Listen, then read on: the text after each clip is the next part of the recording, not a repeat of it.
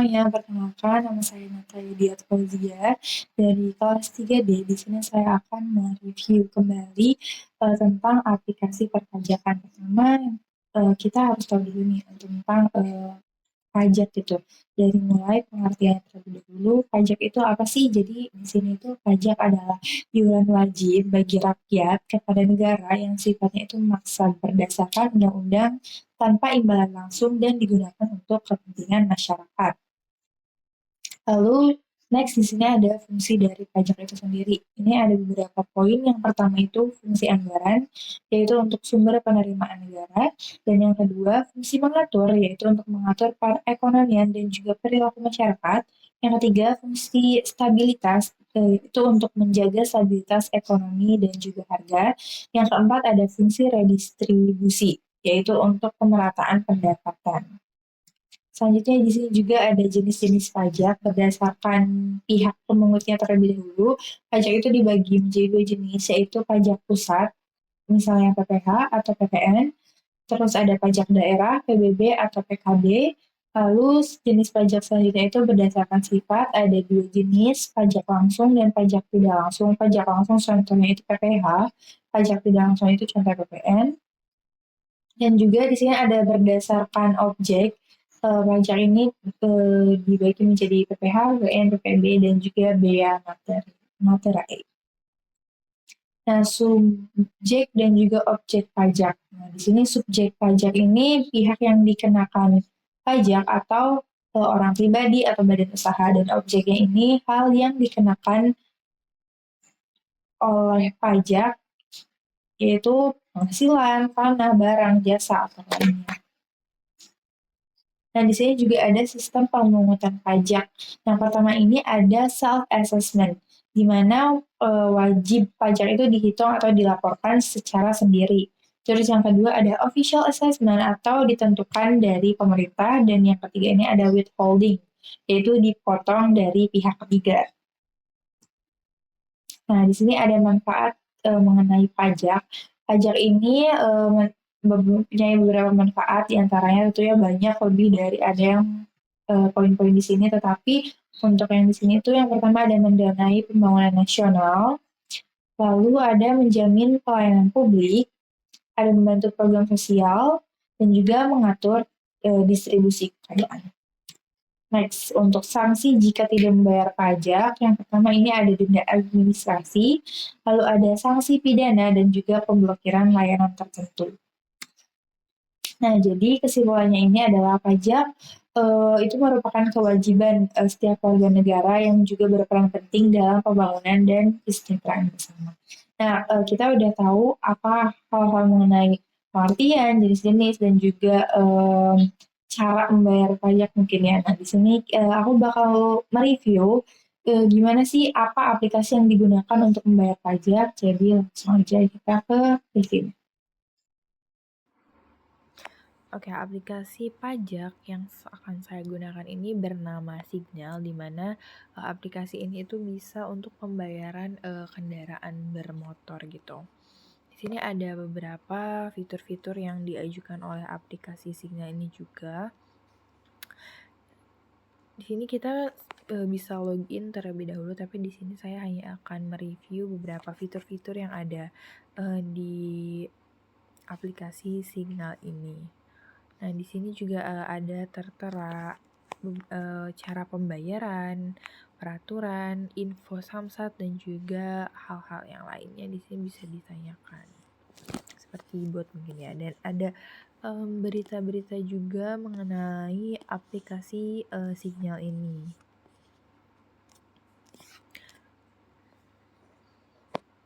Nah, di sini ada fitur ETBPKP,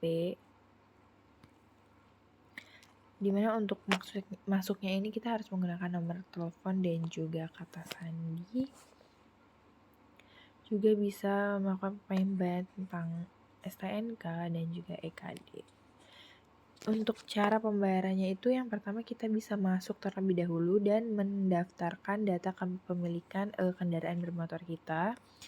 Lalu kita bisa melakukan pendaftaran dan juga pengesahan STNK untuk melakukan pembayaran pajak kendaraan bermotor kita. Lalu di sini juga ada fitur mengenai transaksi, yang dimana fitur transaksi ini bisa kita lihat riwayatnya mengenai data kendaraan yang sudah kita bayar pajaknya, dan juga ada pengaduan di sini yang bisa diajukan melalui live chat, eee, email, Facebook, Instagram, dan juga FAQ dari aplikasi Signal ini. Di sini juga tertera website dari aplikasi Signal ini dan juga email yang bisa dihubungi jika ada masalah-masalah yang terjadi saat melakukan pembayaran pajak kendaraan.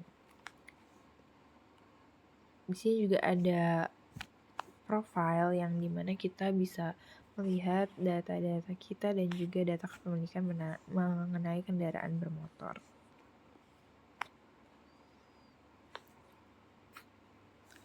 Di sini juga kita bisa melihat info-info terbaru mengenai aplikasi Signal ini. Dan juga ada beberapa tawaran-tawaran dari aplikasi Signal ini. Mungkin ada tawaran gratis tiket jika membayar pajak.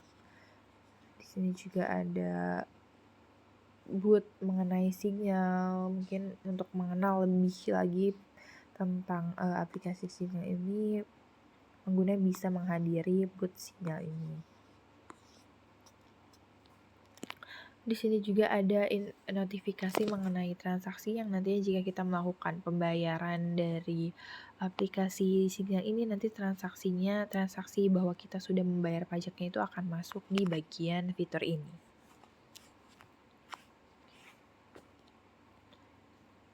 Oke, mungkin yang saya bisa review hanya sekian. Terima kasih sudah menonton. Saya pamit undur diri.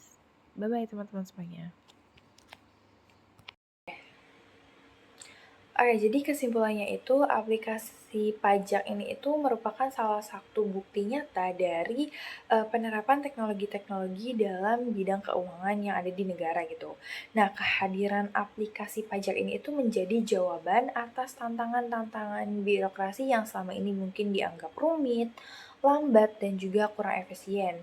Nah, kalau di masa lalu itu masyarakat harus melalui proses yang sangat panjang hingga membawa dokumen-dokumen fisik untuk mengantri di kantor pelayanan, dan terkadang juga masih bingung gitu dengan prosedur yang masih berlapis-lapis. Nah, untuk saat ini karena sudah ada aplikasi mengenai pajak, sebagian besar ini prosesnya bisa dilakukan hanya secara online aja.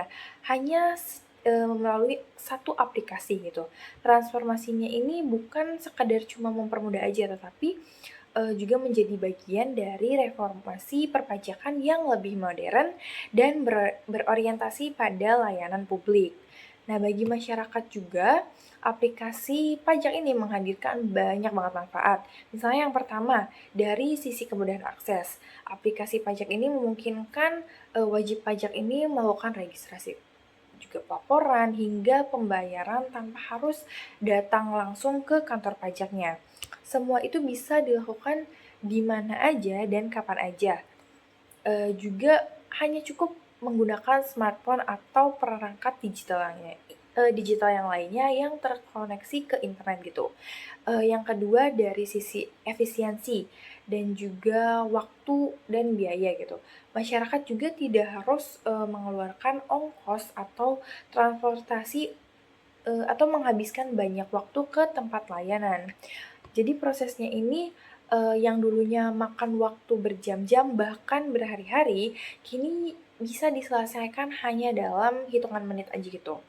Untuk yang ketiga ini dari sisi kenyamanan, aplikasi pajak ini juga dilengkapi banyak fitur-fitur yang ramah pengguna, mulai dari panduan pengisian, pengingat jatuh tempo, hingga layanan-layanan konsultasi online yang lainnya yang membuat wajib pajak ini terasa lebih terbantu gitu.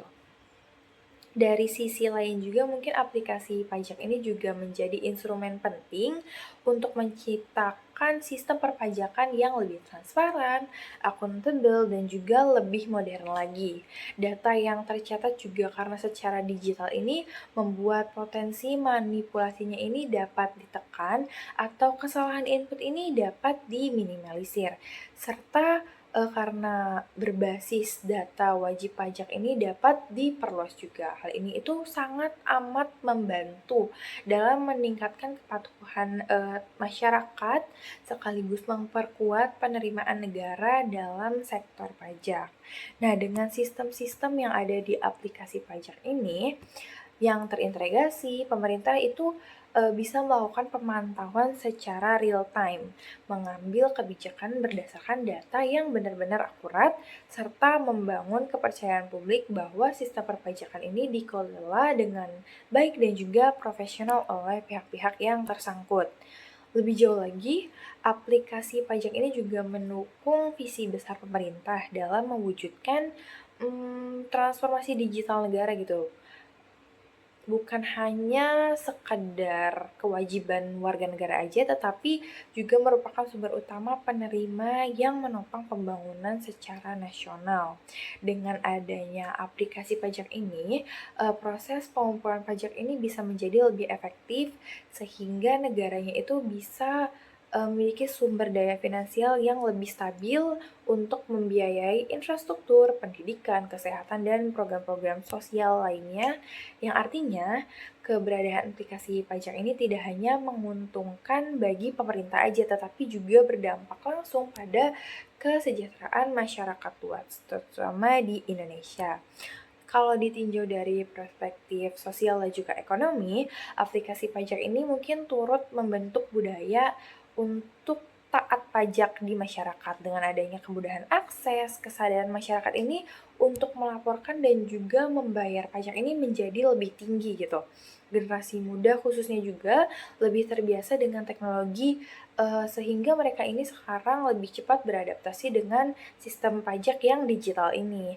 Nah, hal ini juga menciptakan ekosistem pelayanan publik yang lebih adaptif, modern, serta sesuai dengan perkembangan zaman saat ini. Selain itu juga aplikasi pajak juga menjadi bagian penting dalam mendorong praktik good governance, di mana ini tata kelola pemerintah dilakukan dengan lebih terbuka, efisien, dan juga berbasis teknologi gitu. Jadi secara keseluruhan aplikasi pajak ini dapat disimpulkan sebagai inovasi yang benar-benar strategis dalam sistem perpajakan modern. Nah, kehadirannya ini nggak cuma memberikan manfaat yang praktis aja bagi para wajib pajak, tetapi juga memperkuat posisi pemerintah dalam menciptakan sistem fiskal yang sehat dan juga berkelanjutan nantinya. Dengan sistemnya juga yang cepat, aman, transparan, juga mudah diakses, aplikasi pajak ini mungkin nanti bisa berhasil untuk mengurangi hambatan birokrasi sekaligus meningkatkan juga partisipasi masyarakat dalam pembayaran pajak. Dan juga dalam jangka waktu yang panjang, aplikasi pajak ini bisa menjadi pilar penting dalam reformasi perpajakan yang mendukung pertumbuhan ekonomi pembangunan nasional serta terciptanya juga kesejahteraan masyarakat yang lebih merata lagi. Atau dengan kata lain, aplikasi pajak ini juga bukan sekadar hanya platform digital aja, melainkan simbol transformasi yang menunjukkan bahwa pelayanan publik di Indonesia ini sedang bergerak menuju era baru yang lebih modern gitu, yang lebih efisien, lebih efektif, dan juga berorientasi pada kepuasan masyarakat. Seperti itu. Mungkin untuk kesimpulan dari aplikasi pajak dan juga review mengenai aplikasi pajak sekian, sebenarnya saya terima kasih. Oke, aplikasi pajak yang akan saya gunakan ini bernama Signal, di mana aplikasi ini itu bisa untuk pembayaran kendaraan bermotor gitu. Di sini ada beberapa fitur-fitur yang diajukan oleh aplikasi Signal ini juga. Di sini kita bisa login terlebih dahulu, tapi di sini saya hanya akan mereview beberapa fitur-fitur yang ada di aplikasi Signal ini. Nah, di sini juga, ada tertera cara pembayaran, peraturan, info samsat, dan juga hal-hal yang lainnya di sini bisa ditanyakan. Seperti bot mungkin ya, dan ada, berita-berita juga mengenai aplikasi, Signal ini.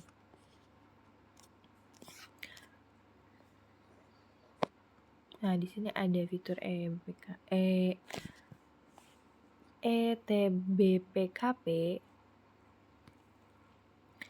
di mana untuk masuknya ini kita harus menggunakan nomor telepon dan juga kata sandi.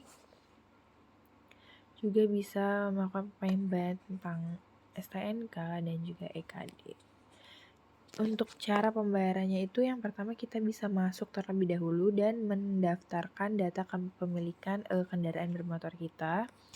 Lalu kita bisa melakukan pendaftaran dan juga pengesahan STNK untuk melakukan pembayaran si pajak kendaraan bermotor kita. Lalu di sini juga ada fitur mengenai transaksi, yang dimana fitur transaksi ini bisa kita lihat riwayatnya mengenai data kendaraan yang sudah kita bayar pajaknya, dan juga ada pengaduan di sini yang bisa diajukan melalui live chat, email, Facebook, Instagram, dan juga FAQ dari aplikasi Signal ini. Di sini juga tertera website dari aplikasi Signal ini dan juga email yang bisa dihubungi jika ada masalah-masalah yang terjadi saat melakukan pembayaran pajak kendaraan. Di sini juga ada profile yang dimana kita bisa melihat data-data kita dan juga data kepemilikan mengenai kendaraan bermotor.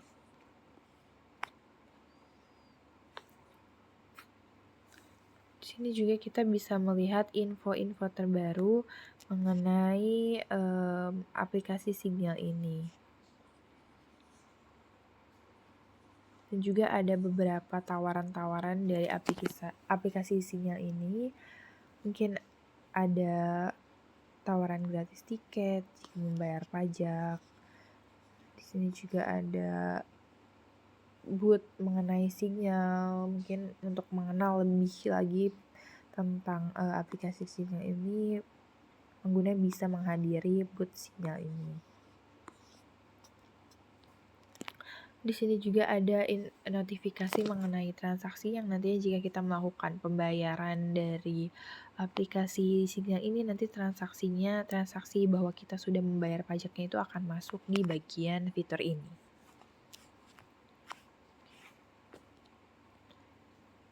Oke, mungkin yang saya bisa review hanya sekian. Terima kasih sudah menonton. Saya pamit undur diri. Bye-bye teman-teman semuanya.